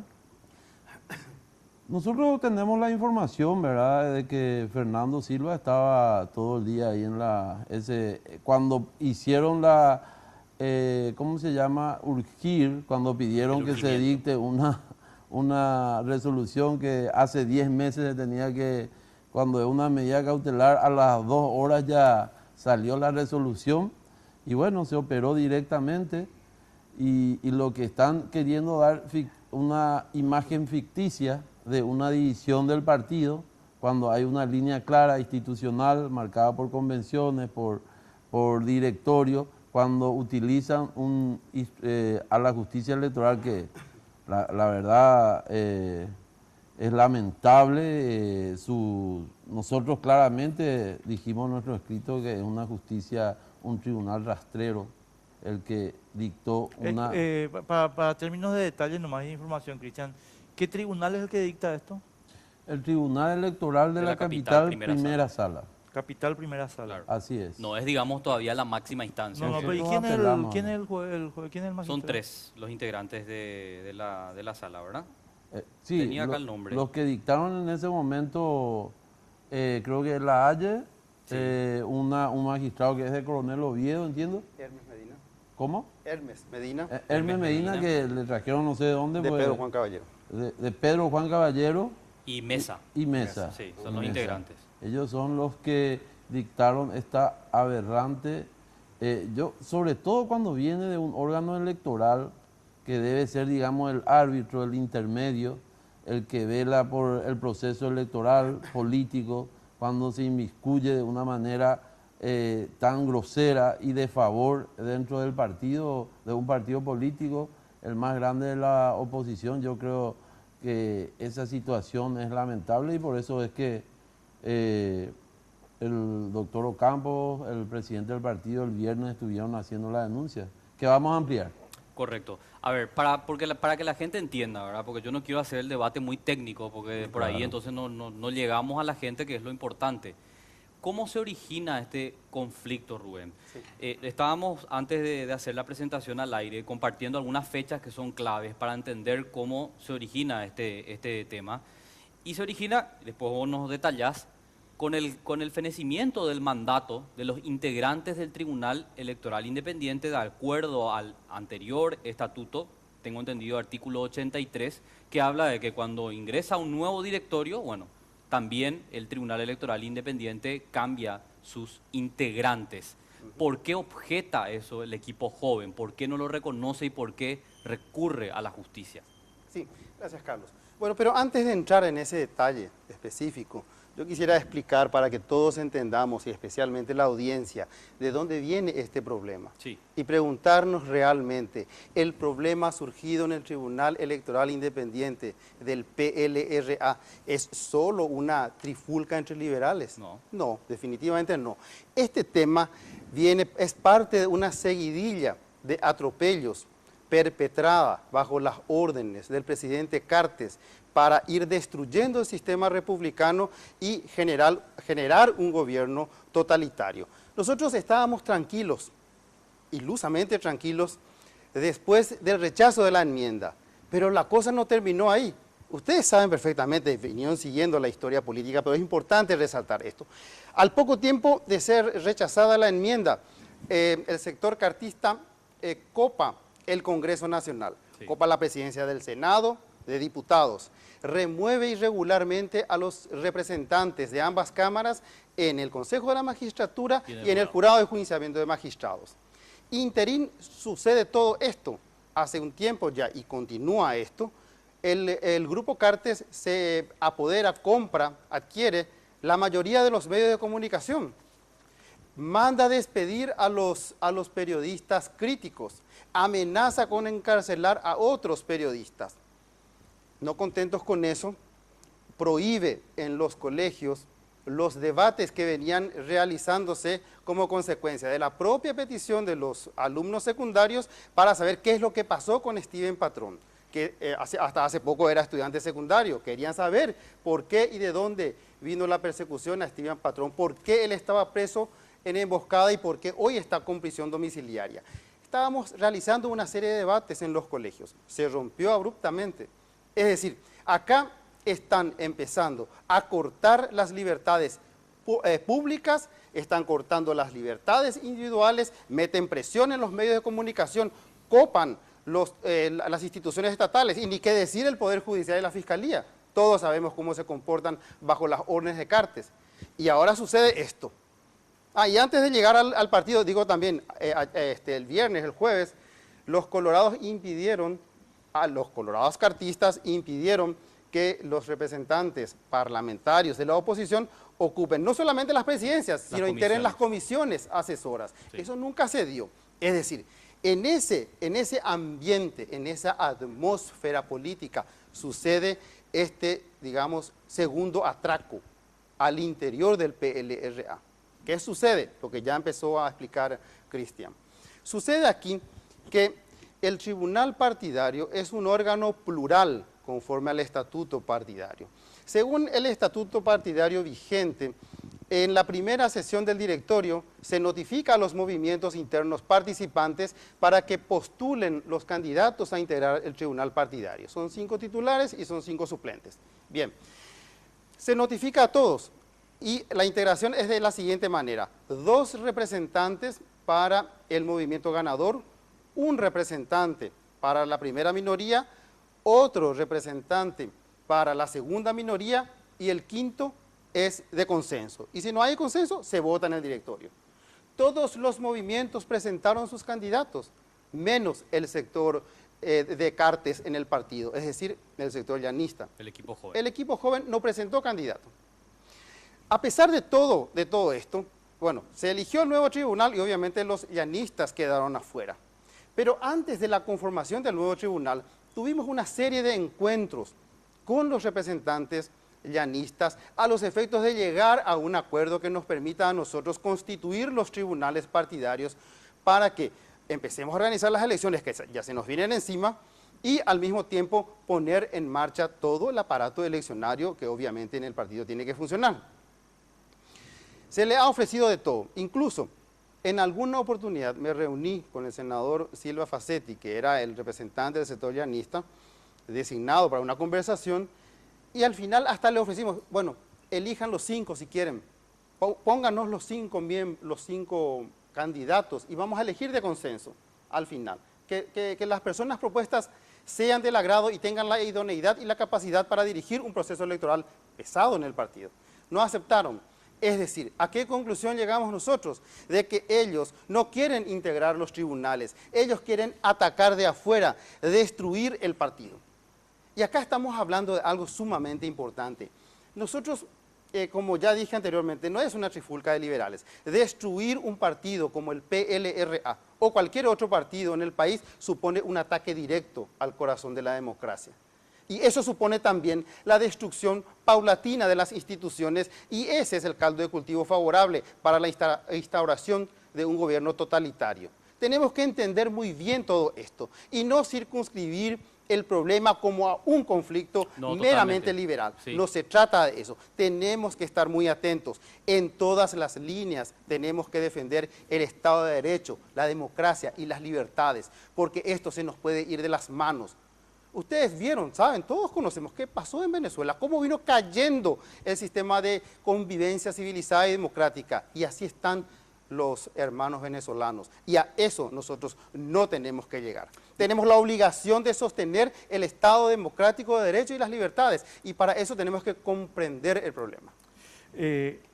Vamos a hablar enseguida otra vez, Rubén. Fren, tenemos que irnos a la pausa, pero yo te iba a pedir que a la vuelta, por favor, nos hagas un, no sé si puedo decirlo así, Carlos, un itinerario judicial de la respuesta en tribunales a esa cuestión política que está mencionando Rubén, por favor. Para la vuelta de la pausa.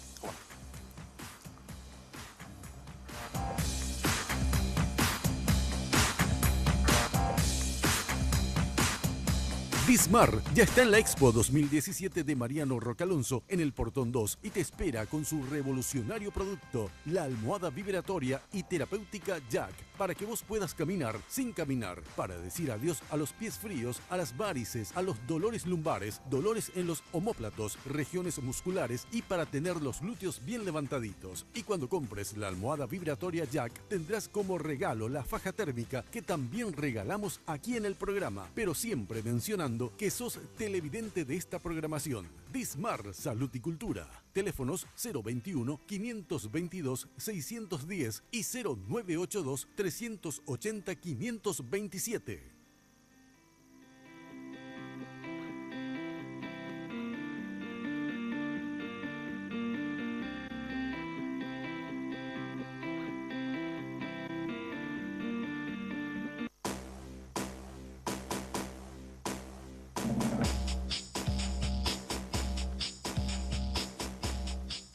Bueno, nosotros vamos a seguir debatiendo de esta crisis interna dentro del Partido Liberal Radical Auténtico, pero como bien estaban diciendo nuestros entrevistados, una crisis que no se origina dentro del partido, sino que con la instrumentación del Tribunal Superior de Justicia Electoral, bueno, hoy se les presenta un panorama bastante complicado.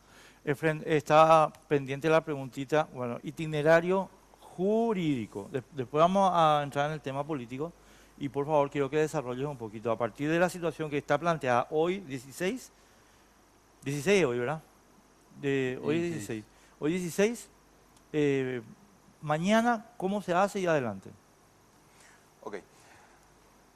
Bueno, según el artículo 83 del estatuto vigente en aquel entonces, el periodo o el plazo en donde debería de renovarse el Tribunal Electoral Independiente es al asumir el nuevo directorio. Tal es así que el 9 de septiembre del año 2016, el directorio del Partido Liberal Radical Auténtico designó e integró al nuevo Tribunal Electoral, conforme al estatuto del año 2014, que estaba vigente en ese entonces, previa notificación a todos los movimientos internos para que de tal manera puedan presentar sus candidatos. Ok, entonces, el 9 de septiembre, luego inmediatamente ellos recurren al Tribunal Electoral Primera Sala en contra de la resolución de la integración del Tribunal Electoral Independiente. La convención del Partido Liberal Radical Auténtico, en fecha 17 de septiembre, ratifica lo actuado por el directorio. Vale decir, ratifica la designación y la integración de los miembros del Tribunal Electoral Independiente. Te interrumpo ahí. ¿Qué argumenta el equipo joven para recurrir ante el Tribunal Superior de Justicia Electoral en contra de la resolución del 9 de septiembre? Argumentaron de que no se le dio participación, de que la fecha no estaba acorde al calendario de presentar, o sea, presentaron una justificación, una fundamentación que no tiene nada que ver. Presentaron tarde. Presentaron tarde los candidatos. Los candidatos, claro. Por eso es que quedan fuera. Por eso es que quedan fuera. Entonces, el 17 la convención ratifica, inmediatamente ellos amplían y solicitan de que la medida cautelar sea ampliada de tal manera a que pueda no tocar, o sea, que lo que en derecho se llama no innovar, ¿verdad? Entonces el Tribunal Primera Sala una vez más le concede a ellos la medida cautelar de no innovar del directorio anterior. Pero antes de eso, o sea que esto ya ocurre después de la modificación del estatuto el 25 de febrero ya de este año por la convención realizada en Coronel Oviedo justamente, ¿verdad? Pero ellos presentaron el urgimiento luego de que se haya integrado el actual Tribunal Electoral Independiente que se encuentra vigente. Ellos luego ya... una preguntita para entender nomás. Sí. El 25 de febrero, en lo que corresponde al tribunal, ¿qué se modifica? No se modificó. Ahí lo que se modificó fue el estatuto del partido. Pero nada que ver. Nada que ver. Pero te olvidaste, creo que Fren se olvidó de un punto importante, Cristian. Resulta que él explicó, se conformó ya se derogó TEI en septiembre, se conformó un nuevo TEI, ellos atacaron ese TEI, renunciaron todos los miembros de ese TEI. El TEI atacado por el equipo joven. Terminó el objeto de ese juicio, nunca más hubo una medida cautelar. ¿Por qué decís que renunciaron, Cristian? O sea, porque presentaron cada uno su renuncia y se conformó un nuevo TEI con el estatuto del 20... Para entender, perdón, para que la gente entienda. Sí, para que la gente entienda. Vos tenés ahí las renuncias de los 5 miembros anteriores. Objetados por el equipo joven. Claro, está la Ronnie Zorrilla, tenemos acá el de Jorge Ignacio Rojas Blanco, de los 10 miembros titulares y suplentes. Queda sin acéfala al TEI. Se comunica al Tribunal Superior de Justicia Electoral. Se reinicia el proceso con el estatuto que fue aprobado el 25 de febrero, claro, que está vigente. Hay una parte importante. Ustedes llegan a la convención de febrero sin un tribunal electoral independiente conformado, ¿verdad? Yo no recuerdo si renuncian, renuncian después ya. Después. Ese tribunal está atacado el tribunal está atacado por el equipo joven en aquel entonces, en septiembre. Se hace un nuevo estatuto, ¿verdad? Queda vigente, de plena vigencia, pasa el tiempo en que se debió ser atacado y se renuncian todos los miembros del TEI, se inicia el proceso con el nuevo estatuto, se le comunica en ese momento ya era Lanzoni, el supuesto líder, porque realmente se habla con Lanzoni, se habla con líder, pero ellos no inciden absolutamente nada. Es perder el tiempo. Pero no presentan porque, no sé, hacen objeciones, no presentan. Para el nuevo proceso ellos tampoco presentaron candidatos. Ahí, la otra vez presentaron, ahí no presentaron. Entonces el 7 de abril se conforma el nuevo tribunal y es el que está vigente, nunca se atacó esa resolución. Ellos legitimaron, se presentaron, pidieron que se apruebe su movimiento, están las resoluciones de aprobación, presentaron las afiliaciones y después se van al tribunal electoral y reviven el TEI fenecido ya en septiembre.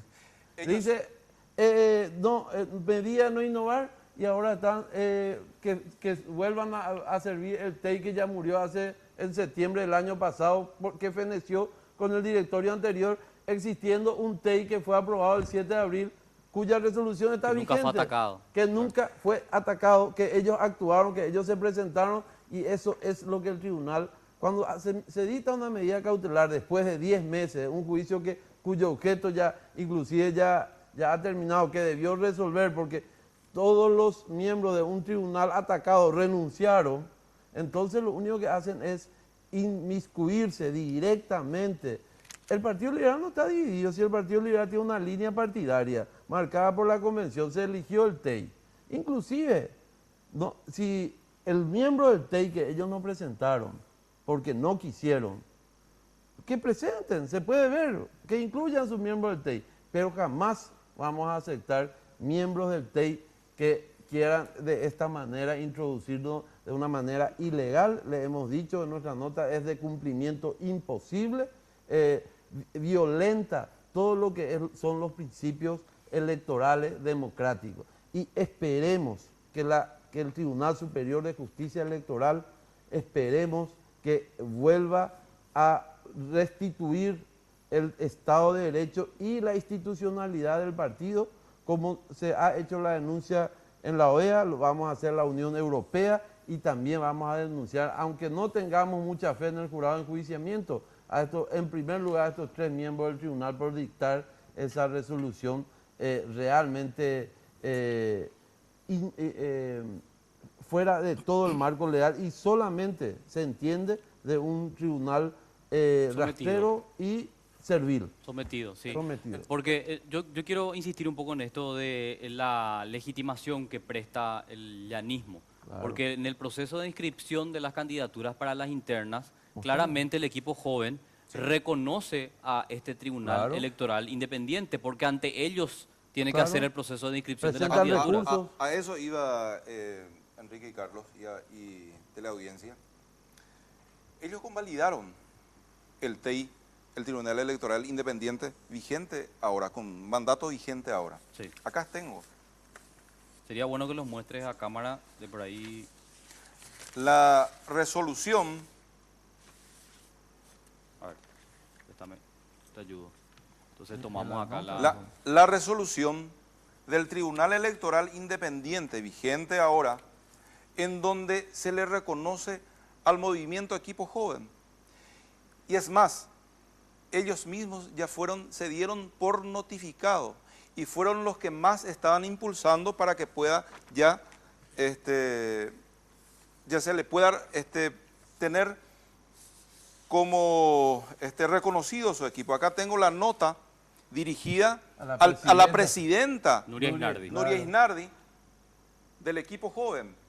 Inclusive estaban discutiendo que debía cerrarse ya el 20, ahí, ¿no? A este tribunal. Tomame por esta parte que dice equipo joven ahí, porque es importante, ¿verdad? No es el equipo joven.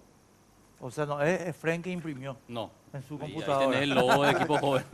Ahí tenés el logo de equipo joven, ¿verdad? Lo mismo Líder Amarilla. También inscribió su movimiento. Lo mismo también hizo la senadora Blanca Fonseca.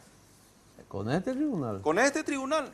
Pero se le antojó que no le gustaba más y... Esta es la resolución del movimiento de la senadora Blanca Fonseca. Lo que es la vida. Blanca Fonseca ya tiene un movimiento increíble. Hace mucho que tiene. Valor liberal. Valor liberal. Mamá querida. Bueno, no vaya a menospreciar a la senadora. No.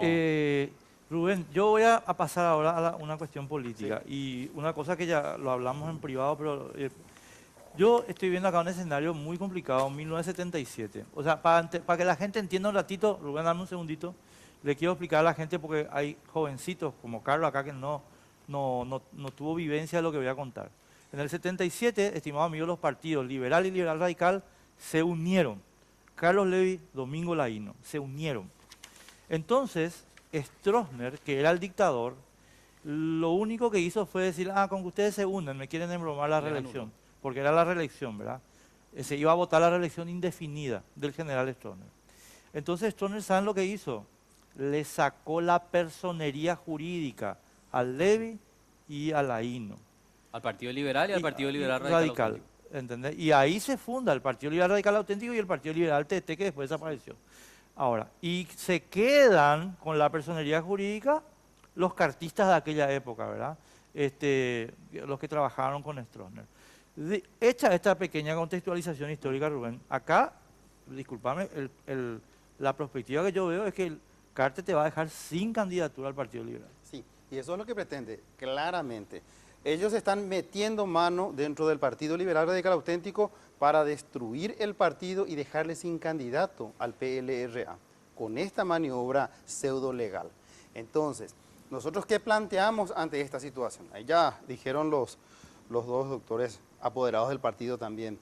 Acá nosotros consideramos jurídicamente inviable la resolución del Tribunal Electoral de la capital y por tanto de cumplimiento imposible. Nosotros no vamos a cumplir esa decisión del tribunal. Esa decisión se va a resistir, no se va a poner en práctica en el partido. Una pregunta, Sí, Rubén. sí. Entiendo tu punto, pero te dejó sin candidato, No, porque no, el TSJE te va a decir, tu Este no es tribunal un no, TI no me reconocido. sirve. Yo te voy a decir algo no. que justamente hablamos con Efraín. Efraín, nosotros vamos a hacer una alianza. Efraín puede ser candidato por cualquiera de los partidos de la alianza, como pasó con Mario cuando le atacaron su ¿cómo se llama? La concertación. Ellos lo que le están jodiendo, a sus candidatos a diputados, al líder. Líder necesita, así como si llega a ganar las internas. Es que yo lo que creo es que, ¿sabes cómo creo que va a pasar? Me disculpan esta pequeña perspectiva, Carlos. Esto, ¿sabes lo que va a pasar? Le van a dar la candidatura a Carlos Mateo, que es el candidato de Cartes. Y le van a dar la candidatura a los diputados y senadores del cartismo en el PLRA. Lo que ellos pretenden es Eso que no la va a pasar. justicia electoral se aboque al estudio, a las internas. A la organización. No de las pretenden elecciones. deslegitimar las elecciones internas. No, nosotros del no Partido vamos a Liberal. transigir bajo ningún concepto en tolerar una intromisión ilegal dentro del partido. Esta va a ser la próxima gran batalla. Hay que respetar la autonomía de los partidos, hay que respetar el Estado de Derecho, no solamente afuera en el país, sino dentro de los partidos. No vamos a permitir jamás que el Partido Liberal quede sin candidato. Pero dame la o vía. que alguien dije, nosotros tenemos nuestro tribunal partidario. Ese tribunal partidario está vigente, el registro de partidos políticos inscribió los estatutos del partido, se han notificado las nuevas autoridades, se ha notificado el TEI, es decir, legítima y legalmente tenemos nuestro tribunal partidario. Ahora bien, yo no puedo entrar en los supuestos de los demás atropellos que se puedan dar en el partido, pero lo que sí les puedo decir es que el Partido Liberal Radical Auténtico va a resistir, no va a dar ni un paso atrás ante esta serie de atropellos. Esto está claro y categórico. Por tanto, quien quiera meterse dentro de las internas del partido no va a poder inmiscuirse ni imponer ninguna decisión. Acá las decisiones se toman en la convención partidaria o tratándose de representaciones en las elecciones internas. Y eso vamos a pelear y vamos a exigir el cumplimiento. Claro, Espera, ahora espera, yo entiendo ahora yo entiendo de los dos tribunales electorales independientes, ¿verdad? Con este contexto que nos acaban de brindar ustedes, porque el del 7 de abril no fue atacado. No, es una resolución que está vigente y por ende los miembros de ese tribunal son legítimos. Son los únicos que Nadie existen, puede son- discutir eso. No, Son- ellos Y ahora está actuaron. el nuevo tribunal electoral independiente, revivido de 2016, De 2014. de 2014, El perdón, que 2000, feneció en el el 2016. Eso Claro. es lo que ordena el tribunal y encima dice no innovar. ¿Qué significa no innovar? Que de aquí en más no haga más nada. ¿verdad? Exacto. Eso significa en términos comunes. Y había una resolución vigente. No innovar significa que quede la resolución del directorio. pero Pero ¿y qué Cristian, pasa te- Efren, qué pasa con los movimientos que fueron reconocidos Y son- por este tribunal electoral Y son independiente? reconocidos. están reconocidos. Son Ellos no quitan 51 movimientos. Tenemos que irnos a la pausa y después terminas de explicar esos 51 movimientos. Ok. Tenemos que irnos a la pausa porque me está mandando... Ok, nos vamos a una pausa y seguimos debatiendo.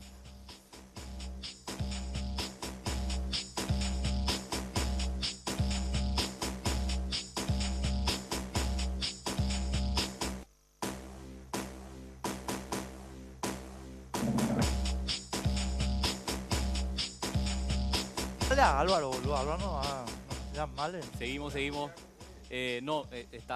hay una... ¿Cómo llevar al aire? Porque No. es medio peligrosa, pero... Este, No, que estábamos diciendo, Efrem, el tiempo, el calendario para reconocimiento de movimientos e inscripción de candidaturas ya feneció. Feneció.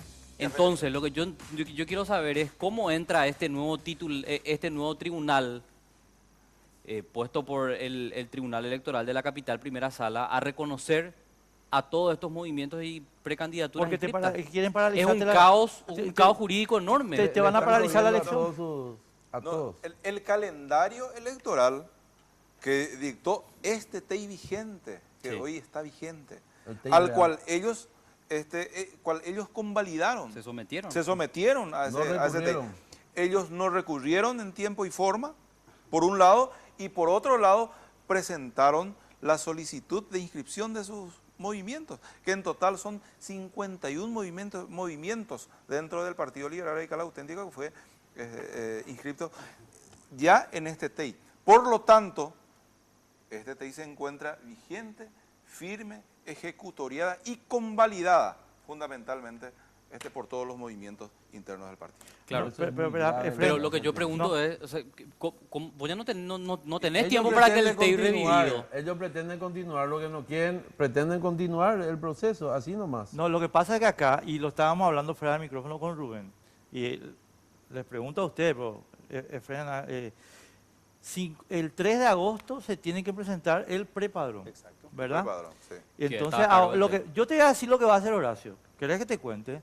Le conozco como que le hubiera parido. Mira lo que te digo. Horacio, lo que van a generar un caos tal que no va a haber prepadrón, porque vos vas a tener 2 tribunales disputándose quién presenta. Entonces vos sencillamente no tenés más candidatura para el 17 de diciembre. Y entonces Horacio va a ir por walkover, como ya está diciendo, él dice. No, ya te digo. Yo creo que nosotros Horacio vamos- no quiere luego que haya elecciones. Yo también, o sea, eso yo ya estoy advirtiendo también. Bueno, lo que ellos están, si ellos quieren arreglar el problema del TEI, vamos a arreglar. Como dijo el doctor Ocampo, ya se le abrió se habló con ellos. Vinieron Fernando, Blas Lanzoni, el líder, pero es como ya digo, es hablar con nadie, porque lo que se comprometen nunca cumplen. Entonces, si quieren arreglar y quieren un miembro, ¿por qué? Se puede ver el mecanismo, si es que quieren realmente un proceso electoral. Pero si lo que quieren, como siempre, porque hablan de unidad, pero al momento del diálogo no pretenden llegar a ningún acuerdo, porque por eso yo le preguntaba, el viernes le pregunté a una de la gente, ¿cuál es su agenda por el cual plantean la unidad? ¿Qué es lo que dicen? ¿Qué es lo que está mal en el partido? El no entreguismo a Cartes. ¿Qué es la Eso. unidad? Decirle, bueno, todos estamos firmes a Cartes. ¿Por qué? Hagamos el tribunal, puede haber una posibilidad de, si es que realmente ellos quieren, no, pero lo que ellos quieren es joderle al partido. Por eso es que, y lo grave acá, y son responsables directos, el Tribunal Superior de Justicia Electoral. Ellos deben de revocar esta resolución que está apelada. Nosotros hemos apelado. ¿Quién es perdón la ignorancia, perdón Rubén, la ignorancia? ¿Esto ya se apela al TCJE o ahí todavía no está? No, al TSJ Al ya TSJ, apelamos ya. Ya se hemos presentó la apelado, ya se apelación, pero corrió no hay el ninguna traslado. respuesta. No, nos estamos olvidando de un detalle. El senador Miguel Abdón Zaguier había recurrido conjuntamente con el equipo joven y lo que recurrieron la designación de aquel tribunal del 9 de septiembre Sí. del año pasado. Acá tengo la nota en donde el escrito que presentó hoy justamente, no, el viernes presentó el senador Miguel Abdón Zaguier, en donde se allana a los recursos interpuestos por el Partido Liberal Radical Auténtico. Y además solicita la revocación de la medida cautelar que había dictado el Tribunal Electoral de la Capital, Primera Sala. O sea, con esto, ¿qué es lo que se ve? De que están satisfechos de parte del senador Miguel Abdón Zaguier, Que era presidente en ese momento. Él de dice que, el de que tribunal- corresponde la apelación que nosotros, y se allana, que nosotros presentamos y que se allana a ellos. En términos sencillos, Enrique. Por lo tanto, no tiene sentido de que siga esta La- medida cautelar. La pelota está Bien. ahora en el Tribunal Superior de Justicia En los tres Electoral. ministros. Los 3 ministros van a ser los que devuelven la institucionalidad que ellos mismos arrebataron al Partido Liberal. ¿Cuál es el nivel de confianza? 0. Ni siquiera con su correligionario, Confianza Ramírez Zambonini. muy Sí, él es el devaluada, por cierto. responsable. TCJ, ¿verdad? Sí, totalmente. O sea, yo le critiqué y públicamente, acá reitero un poquito, a Vestar, porque Vestar no puede ir al besamano de Cartes el día de su cumpleaños. Él es el presidente de un cuasipoder del Estado. Bueno, pero vaya y pase, No, Vestar no, es un no, rastrero. no se puede Pero, ir. ¿Y el liberal que hace de contrapeso ahí, Ramírez Zambonini, que tiene que levantarse y denunciar este atropello? No, para nada. Yo creo que ellos hacen en el Tribunal Superior de Justicia Electoral, los 3 miembros actúan bajo la dirección del presidente Cartes. Y obviamente también de la mano de Llano y se inmiscuyen en el partido tratando de destruirlo. Es decir, imagínense ustedes, si esa es la función de un tribunal electoral, imagínense ustedes lo que puede suceder. Si el partido queda sin candidatos, eventualmente por la imposibilidad de poner en marcha la organización de las elecciones, esto va a ser responsabilidad directa del Tribunal Superior de Justicia Electoral y del presidente Cartes. Y obviamente nosotros como partido tenemos la obligación de buscarle el remedio apropiado a una situación extrema que se pueda presentar. Y para ese efecto vamos a tener la respuesta política, desde luego. Nosotros no nos vamos a quedar ladrándole a la luna ante la serie de hechos irregulares y arbitrarios que se perpetren. De ninguna manera. La respuesta política será dada en su oportunidad y en su momento. Pero una para respuesta eso, contundente. pues, porque Cartes, yo quiero explicar una cosita y lo hablamos muchas veces acá en el programa también. Cartes pues es un buen jugador de ajedrez, Rubén. O sea, él ya, esta jugada ya anticipó ya. Te explico por qué digo esto. ¿Por qué vos crees que ordenó la prisión de Steven Patrón y de los chicos que están en el exilio? Porque él ya vio que acá lo que él tiene que desactivar es la voluntad de resistencia de la ciudadanía. Entonces, ahora vos me estás diciendo, acá nosotros vamos a resistir. Pero Cartes ya dio un mensaje para toda la gente que está en ánimo de resistir. Cárcel, Cárcel y exilio Garrote. y garrote y bala. Una bala en la cabeza. ¿Entendés? Así que ahí o sea, Pero, Cartes ya vio esto el 31 de marzo. Enrique, nosotros no le tenemos miedo a Cartes. de No ninguna le manera. tenemos miedo, porque si hubiera sido así, si esa fuera la lógica que se imponía históricamente, pues hubiera conseguido su reelección fácilmente, pero no consiguió. Gracias a que este partido resistió, gracias a que la ciudadanía se plantó. Solamente por eso. ¿Y por qué no utilizar los mismos recursos ante situaciones extremas como se viene? Claro que sí. Enrique, justamente todo eso que vos señalaste, el atropello al partido, la muerte de Rodrigo Quintana, el exilio de estos muchachos, la prisión de Steven, ¿a vos te parece que nosotros vamos a retroceder en estos momentos? Todos esos hechos nos obligan como partido, nos obligan a nosotros. Los jóvenes que estuvieron al lado de ellos están mucho más firmes que nunca.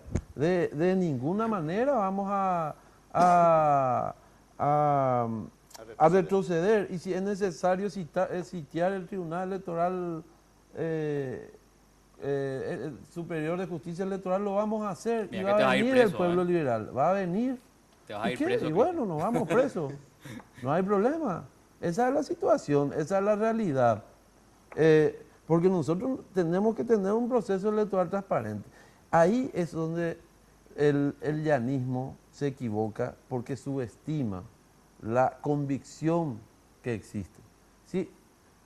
¿De qué se va a hablar de unidad? ¿Qué hay que hablar de unidad? Arreglemos, perfecto. Respetemos el TEI del partido y que vayamos a elecciones. Ahora, Y punto. una consulta a cualquiera de los tres, pero tengo una curiosidad. A ver, yo me acuerdo, digamos, en mi época, de que había un nivel de comunicación bien fluido del directorio del partido con Ramírez Zambonini. Independientemente de cuál fuera la orientación del directorio. ¿Qué pasó? Ahora no hay más eso. O sea, cero, nada. No, la verdad es que ahora mismo no, ¿verdad? En verdad, para que un tribunal electoral funcione, para que funcione cualquier tribunal, tiene que ser independiente e imparcial. Ramírez Zamborini no es el representante del partido en la justicia electoral. Él es un juez y debe actuar con la imparcialidad y la distancia necesaria para que las decisiones sean objetivas. Eso Claro, pasa Rubén, en cualquier tribunal, pero espera, te digo lo siguiente. Ciertamente el tribunal electoral es también un tribunal muy especial. ¿Por qué? Porque gran parte del trabajo que realiza es un trabajo administrativo. Organizar las elecciones supone el movimiento de personal muy importante. Los partidos políticos organizan sus elecciones también gracias a la colaboración de la justicia electoral. Tiene que haber un diálogo y una cooperación mutua para que el sistema electoral funcione, porque así está establecido el sistema electoral en la Constitución y en la ley hoy vigente. Así que tiene que haber una coparticipación con ellos. Si bien es cierto, guardando una razonable distancia, pero también un espíritu de colaboración. Por eso nosotros les exigimos al TSJE a poner las cosas en su lugar. El TSJE permitió hasta ahora la creación de dos tribunales dentro del partido y ese sistema no puede subsistir porque es una vergüenza para el sistema electoral paraguayo esto que está sucediendo a la vista y al placer de la justicia electoral. No. Este tema tiene que ser revocado ahora y más temprano que sea. No, pero para mí es una aberración jurídica, ¿verdad? Y además un atropello, como bien estábamos diciendo. Pero para ahondar nomás en lo de Ramírez Zamborini, de hecho por eso ya le formulaba hace rato la misma consulta, se creó un sistema que no está arreglado en nuestro ordenamiento jurídico, en nuestro ordenamiento institucional, en donde en teoría hay un contrapeso. Por eso es que nunca se objetaron los resultados de las elecciones. Bueno, para Ramírez Zamborini es más importante el 10% del partido que el 90% del partido. Es interlocutor del 10% según las encuestas del partido. Y él trabaja con Blas Llano, entonces. Categórico. Mateo es su candidato. Yo lo digo. Por eso, tarde o temprano hay que cambiar estos tribunales. No pueden funcionar de la manera en que funcionan. No, porque es, reitero, una verdadera vergüenza nacional e internacional. Esto no puede manejarse bajo ese sistema. Yo quiero ahondar un poquito en cuestiones que me parecen también fundamentales. ¿Por qué atacar al Tribunal Electoral Independiente? Creo que es una pregunta que también tendríamos que respondernos. Y para eso creo que hay que contarle a la gente, porque no todos tienen que estar enterados, que en la última convención de febrero de este año se hicieron modificaciones al estatuto partidario en cuanto a las atribuciones que tiene el Tribunal Electoral Independiente. Un medio de comunicación, recurriendo un poco a los archivos, decía, se le otorgó superpoderes. Efraín Alegre, en otra publicación periodística, también decía, hicimos esta modificación para darle más independencia porque no confiamos en el Tribunal Superior de Justicia Electoral. No sé quién me puede explicar cuáles son estas nuevas competencias y a quién se le roba esa competencia que se le entrega al Tribunal Superior, al Tribunal Electoral Independiente. No, para mí son funciones totalmente lógicas. El Tribunal Electoral Independiente es el órgano que dirige administrativamente y juzga las elecciones internas del Partido Liberal. Pero hoy tiene más atribuciones que antes. Voy a llegar a eso. Y lo que tiene la atribución ahora es que se encarga del padrón. Sí. Se encarga de la confección del prepadrón, del padrón y de la recepción de las afiliaciones. Y el control de esas afiliaciones que anteriormente estaba en manos de la Secretaría de Organización. Pero es totalmente natural que el órgano encargado del proceso electoral interno es el que se encargue de todo lo que se refiera al proceso electoral, valga la redundancia. Claro. Y eso es confeccionar el padrón, recibir las afiliaciones, que son los nuevos integrantes del padrón. Eso es lo único que sucedió, que nosotros entendemos es ordenar el proceso electoral. Claro, entonces, tomar atribuciones que antes le pertenecían al Consejo Departamental y a la Dirección de Organización. La dirección de organización, la práctica realmente. Pero aquí estoy viendo también que dentro de estas modificaciones que se planteó dentro del estatuto, también tiene ahora el TEI, no sé si ya tenía antes, pero ahora tiene más, la potestad de ordenar y organizar mejor los fondos para las campañas. Los movimientos internos tienen que rendirle cuentas de sus gastos de manera más rigurosa. Esa fue otra modificación también introducida.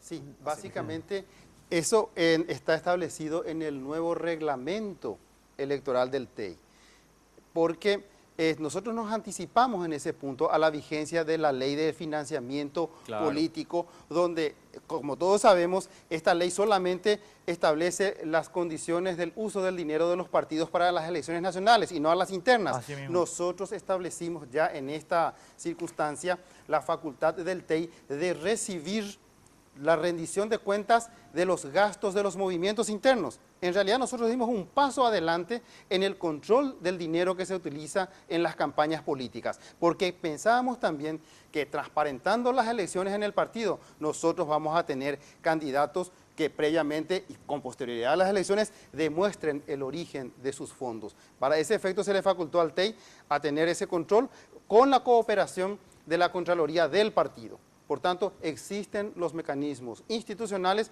para el control del dinero que se gasta en las internas del PLR. Voy a Claro, ponerte yo quiero dar nomás un mapa porque para ya, terminar. Ya tenemos que ser. Sí, un mapa para terminar y me ayudan ustedes y me corrigen si estoy equivocado. El llanismo después de las últimas elecciones, ¿verdad? Quedó totalmente debilitado. Creo que quedaron solamente con 2 puestos importantes dentro de la estructura partidaria. La vicepresidencia segunda, ¿verdad? La vicepresidencia segunda y la dirección de prensa. No es así. No es así. Te aclaro cómo es. En la primera sesión del directorio, cuando se elige la vicepresidencia segunda y las secretarías, hubo un contacto inicial con ellos para, bueno, ¿qué secretaría vas a llevar vos? Sí. ¿Cuál movimiento, tal cosa? Pero al final, el día de la sesión del directorio, como hubo cuentas sin cerrar en cuanto a la cantidad de secretarías para cada movimiento, el presidente del partido dijo, bueno, elijan ustedes todas las secretarías. ¿Y qué pasó? Y eligieron todas las secretarías, es decir, coparon las secretarías del partido, dejando pendiente la dirección Secretaría General. Secretaría General y de Prensa. Secretaría de Actas. Sí. No, la Secretaría de ya se eligió ahora, que es Dionisio Amarilla, pero se les ofreció a ellos todas las secretarías, es decir, ahí no hubo ningún tipo de represalia ni sacarlos afuera a los llanistas. Se les dio todo lo que ellos quisieran y las secretarías que no querían también. Es más, nosotros se les entregó todo en esa sesión del directorio. Capacitación y Cultura Jaeli ahora salió de la lista 7, pero era de ellos. Sí, sí. Organización está a cargo también de la lista 7. En ese momento, bueno, creo que tesorería Busarqui, pero absolutamente quedó sin secretaría en ese momento lo que fue el fin. Carlos, porque nos quedan 3 minutos, así que les pido disculpas, pero Rubén, discúlpame, te voy a insistir plomamente en una pregunta. 3 de agosto a las 5 de la tarde y vos no tenés prepadrón. ¿Qué haces? El prepadrón ya está listo, ya se cargaron todas las afiliaciones. Sí, pero formalmente. Formalmente están cargadas las afiliaciones nuevas y las anteriores. Está en la computadora del partido, es cuestión de tocar un botón y tenés el prepadrón. Y con ese mismo botón podés pasarle a todos los movimientos internos el prepadrón. No hay ninguna actividad más que de operador, ni técnica ni jurídica.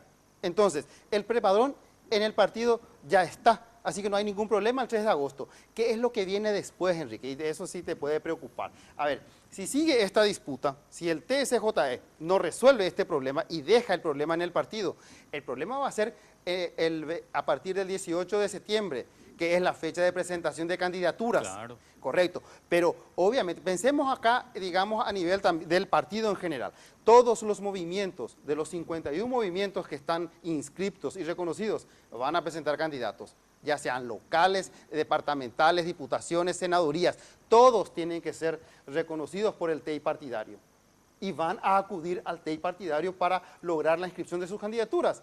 No se trata solamente, claro, la presidencia también, la candidatura a la presidencia, desde luego que sí, pero es del interés de todos los movimientos, incluso de llano, de que este tribunal funcione. Porque si esto no funciona, ellos se quedan también sin candidatos. Claro. Pero, mi querido Rubén, hay una cosa que tenés que meterte en la cabeza.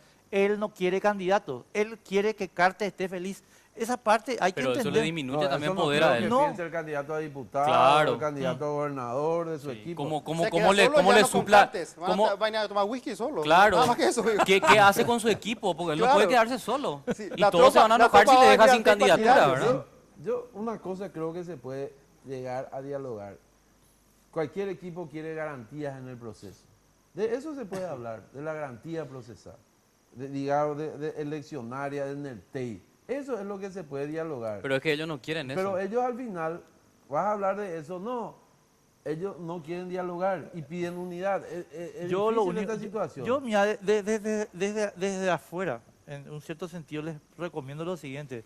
Acá hay que Se puede publicitar. volver a, disculpame, lo que Sí. estoy lanzando, le digo a lo del equipo, una cuestión breve, se puede volver respetando el estatuto, ver si el tema de un miembro, pero vamos a hablar de la garantía del TEI, pero jamás vamos a aceptar algo absolutamente irregular de lo que están haciendo con el Tribunal Superior de Justicia Electoral. Tenemos que irnos.